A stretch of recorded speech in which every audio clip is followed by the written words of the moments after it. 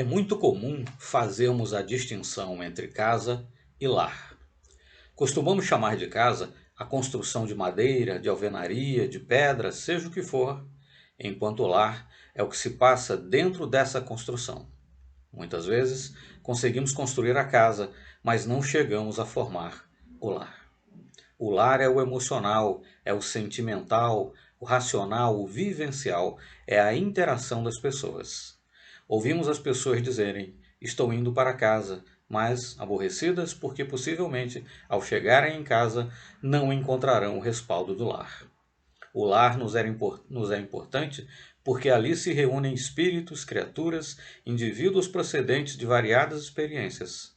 Ao nos encontrarmos dentro de casa para formar o lar, teremos obrigatoriamente que trocar essas experiências. A esposa teve uma criação, uma formação, uma instrução ou deixou de tê-la. O marido outra, e agora são duas pessoas que vão se reunir na tentativa de gerar outras pessoas e educá-las, os filhos.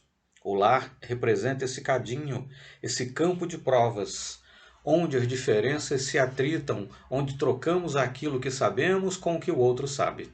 Desse modo, é muitíssimo importante que construamos o nosso lar em bases de equilíbrio de entendimento, o que nem sempre é fácil. Todas as vezes que nos reunimos, pessoas diferentes, seja no que for, isso nos gera uma certa instabilidade. Há sempre uma diferençazinha entre o esposo e a esposa, entre os pais e os filhos, entre os irmãos. Por quê? Porque se a pessoa tem um pouco mais de cultura, porque se a esposa tem um pouco mais de cultura e o marido um pouco menos, aparece um degrau de frustração. Ele procurará mostrar que também sabe, quando seria tão fácil admitir que ele ainda não sabe. Poderá aprender. Se a esposa se torna submissa porque seu marido é doutor, seu marido é quem sabe, desbalanceia o lar. Seria normal que ela admitisse que, de fato, ele sabe mais e ela não está proibida de aprender e de saber também.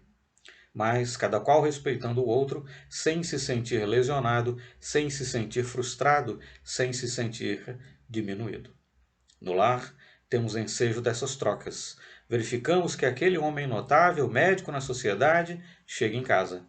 Ele é carente do que a cozinheira faz, dos carinhos da esposa, dos filhos. Aquele engenheiro, respeitado na sua empresa, quando chega em casa, é aquele gatinho carente de carinho, de atenção da sua esposa, dos seus filhos. Somos movidos à emoção, a sentimento. O ser humano não é meramente racional, somos sentimentais. Então, vemos o grande político, o grande administrador, que ao chegar em casa, quem manda em tudo é a sua mulher. Não, nós não vamos. Não, eu não quero. Não, você não vai fazer. Não, você não aceitará. E para que o amor possa vigorar, é necessário que aprendamos a ouvir um ao outro. O lar é assim. É esse grande cadinho dentro de cuja estrutura vamos aprendendo uns com os outros, oferecendo o melhor que tenhamos e aprendendo o que os outros têm a nos oferecer. A estrutura do lar nada tem a ver com a casa. O lar vem de dentro. Uma vez que essa estrutura de lar é de dentro da criatura humana, é muito importante que cada elemento do lar se preocupe com o outro e se ocupe também com ele. Certamente que cabem aos esposos determinados compromissos entre si para a mantença do lar. Se eles despautarem desses cuidados, o lar não se sustenta. E são importantíssimos a fidelidade, o respeito, a parceria, o acompanhamento, o companheirismo. Se houver filhos na relação, os cuidados com o encaminhamento deles neste mundo atormentado da atualidade. Onde estão nossos filhos? Com quem estão? O que estarão fazendo? Esses cuidados, que há muito passaram a ser coisas démodé, precisam voltar às nossas preocupações, aos cuidados domésticos. Quando ouvimos as notícias de que tal criança foi ser viciada, foi conduzida, somos remetidos a refletir sobre a desatenção, muitas vezes, dos pais. Com quem está minha criança? Onde está neste momento? Vivemos dias em que os nossos filhos são mandados para dormir na casa dos amigos, dos colegas, mas não sabemos quem são os pais desses amigos, desses colegas. Não sabemos qual é a formação moral dessa família para onde estamos mandando os nossos filhos e às vezes acordamos tarde demais. A estruturação do lar exige bom senso, cuidados, raciocínio. Não é uma prisão. Todos usufruem liberdade que, no entanto, jamais estará distanciada das noções de responsabilidade. Todos que têm liberdade no lar também hão de ter responsabilidades.